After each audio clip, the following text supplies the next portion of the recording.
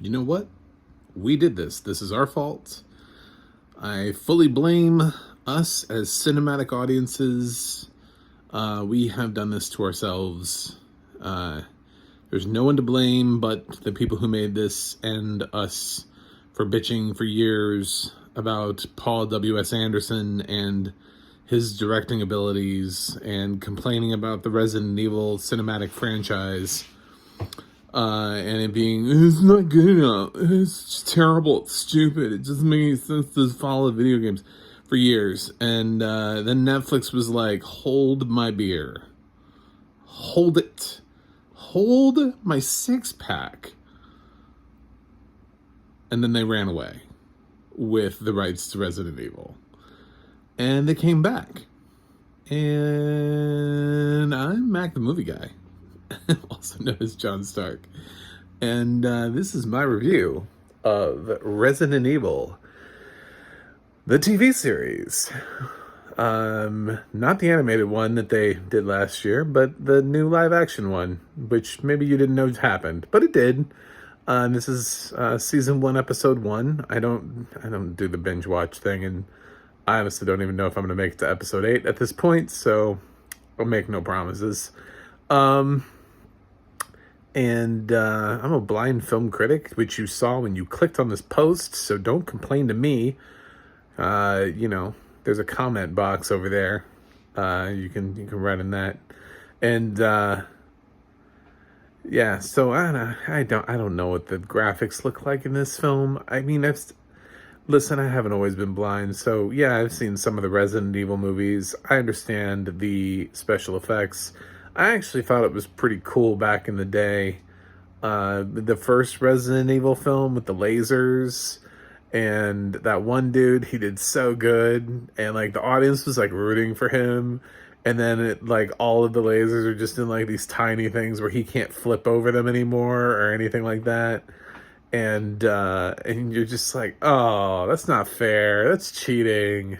I felt so bad for that guy. I remember that movie. Have they always had great special effects? Not really. They've been fine. I mean, they're not, in the comparison scale of visual effects, they're not the worst thing in the world. If you think they're terrible, go watch something made by the Asylum and then come back. But this new series, I have no idea what it looks like. It probably looks like garbage because they did not put TLC into this. Man, if the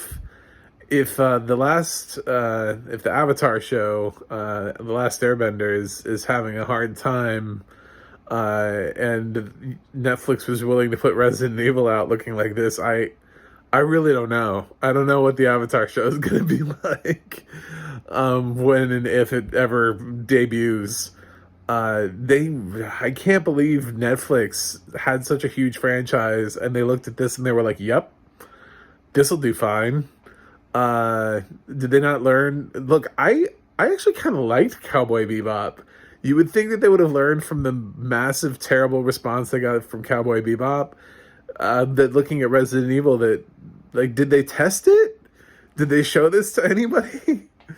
I went into this fully optimistic that Netflix was going to create an awesome Resident Evil show. It was going to be legit. It was going to be awesome. It was going to be episodic, and it was going to be amazing. It was going to blow my mind. I was ready for it. It was like a completely different take. We handed the franchise to somebody else, and this other person had some great idea, and they were going to run with it. It was going to be like the next Walking Dead. Oh my God, it's not. It could have been on Sci-Fi Channel. It's really bad.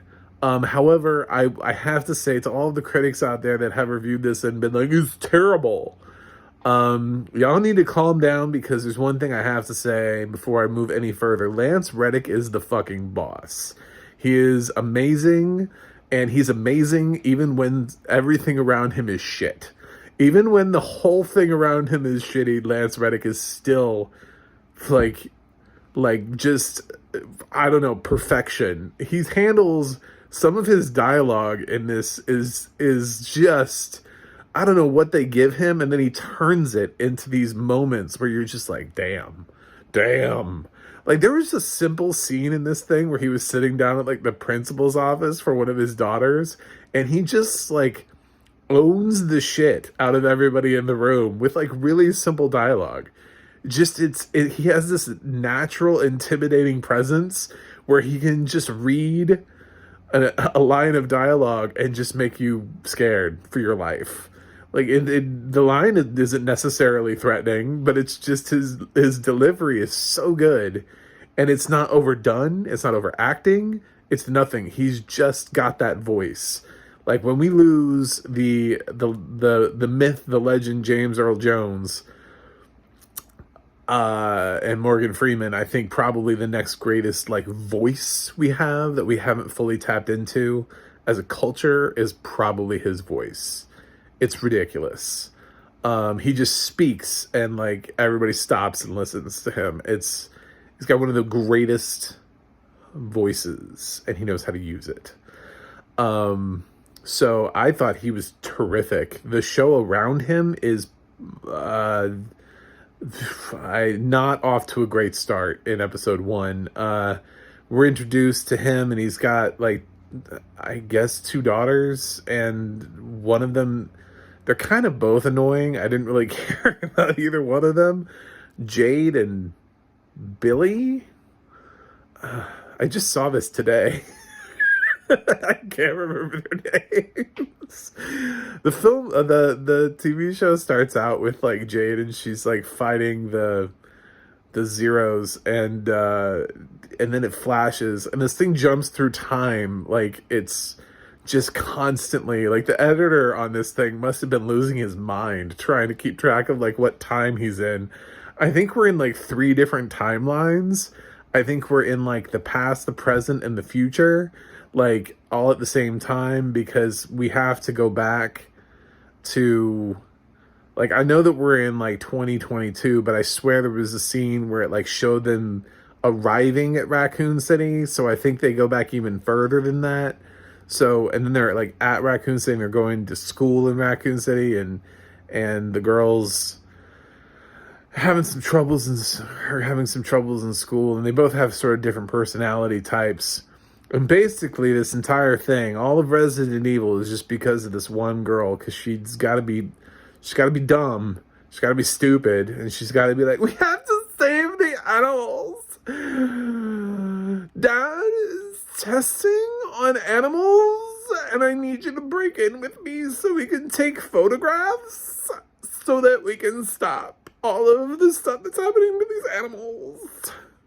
I'm like, oh my god, is this really how Resident Evil starts? Is like with like some like teenage girl who like is a PETA like wannabe, like she wants to like join PETA, so she's gonna, it's like go invade the testing facility where she finds out that they're testing on animals, and she has no context of anything. She just knows there are animals in there. She's like, I saw these rabbits. There were these rabbits, and it was terrible. And it's just like, oh fuck. Luckily she died.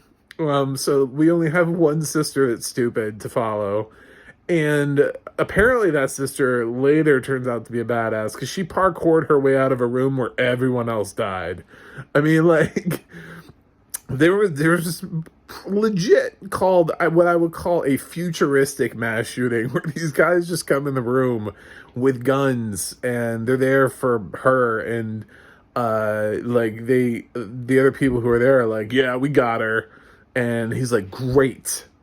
And then he just has his team just kill everyone in the room. Not just the person he's looking for, but like everyone. Like the people who found her, just the people who are there. He's like, great.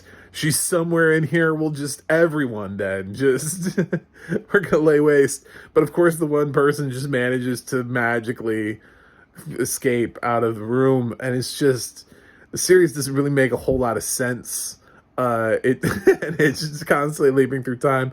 I'm definitely gonna give it at least one more episode just in case, but I have a feeling this show's not going to improve its storytelling. It just, like, even in even the stuff that the audio description was pointing out to me was cringeworthy.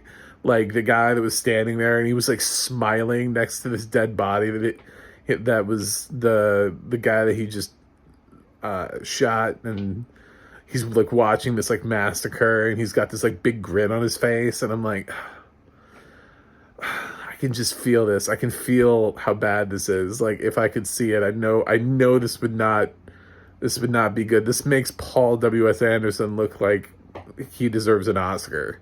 I can feel it in my bones. Yeah. We complained far too much about video game adaptations, and Netflix, we held the beer, and we got an even worse adaptation of Resident Evil. I missed the movies already. I already missed the movies. I'm not sure I'm going to finish the first season of this. There's nothing really here except Lance Reddick, and as much as I love him and I totally respect him as an actor, and I feel like he would make it, and then he's gonna die in like episode 4, and then I'm gonna have no reason to watch it. You know, I just feel like that's gonna happen. So yeah, we'll see what happens. But I don't have high hopes for this show. I was struggling to get through the first episode. I was like, no, I have to do it to review it. And then I was like, fuck, I'm going to have to review a second episode of this.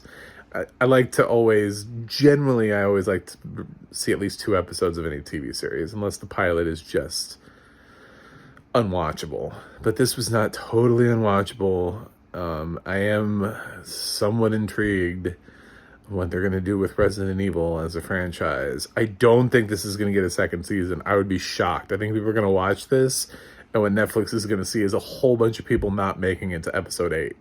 Like, even if it registers numbers for them and it, like, trends into the top, what you're going to see is a whole bunch of people who, like, peter out.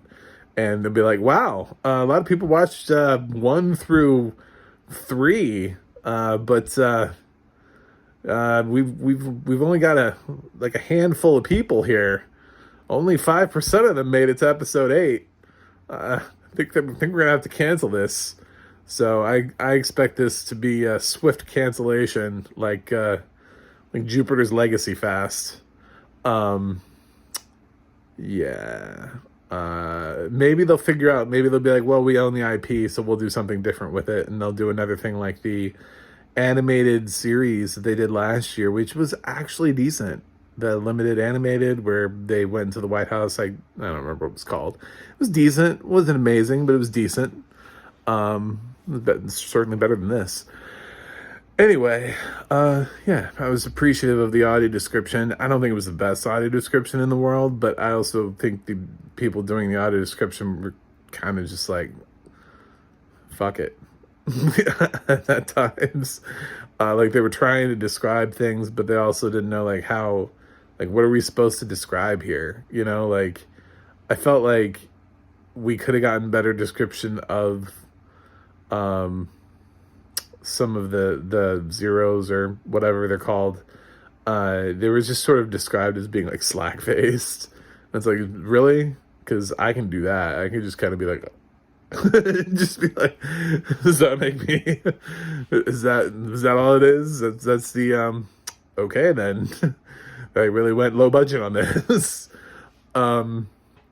Yeah, I did need more because I feel like this is a very visual show, because every other Resident Evil thing has always been about visuals. Even the video games, which, yes, I played some Resident Evil video games along the way. It's a very visual franchise, and I kind of needed over description on this. And I kind of got like standard description, which would have been fine if this was just like a normal show. Like if this guy was writing for like Virgin River, I'm done. Got it. That show's easy to follow, you know. But unfortunately, you're writing for a horror franchise that's adapted from video games, and not everybody who uses audio description is. Some people are just visually impaired, and some people lost their vision and are like me, you know. So they saw and now they can't see. So they're trying to compare what they used to see versus what they're now being given. And I don't necessarily feel like I was given that visually. So when I say I have no idea what this looks like, I really don't. However, I can still judge it based on plot and acting. And other than Lance Reddick, I didn't like a single actor in this entire thing. And plot-wise, I thought it was confusing as shit, and it kept jumping timelines. It's just a pilot. You just shoot a pilot. It's not hard, and you set up the storyline. They should have just started from the beginning of the story. They had no need to jump to the future and show us the cool shit. They could have just showed us how the thing started and done it from the beginning, like the movie franchise did, but just do it a different way and do it better. They didn't need to try to reinvent the wheel by showing us later on down the line, shit's going to get even crazier. It's like, okay, cool. Why don't you just stick to the beginning of the story and introduce us to the characters? Because without strong characters, then what do we have? We have nothing. So I don't like any of these characters because the show was all over the place. Anyway, go with God. If you want to watch it, watch it. I feel like this is going to appeal to a very small percentage of people. I'll try to watch at least another episode and do another grade and see whether or not I go up or go down on this. Only way I'm going to stick through the season is if I go up. For those who watch my gradings and watch my Too Much TV roundups on my website, who have noticed that I don't usually give low grades, it's because I don't usually watch shows that I don't like. So if I'm bothering to watch it and bothering to grade it, if it's dropping like below a C, why am I watching it? Why would I watch a show week in and week out that has that low of a grade?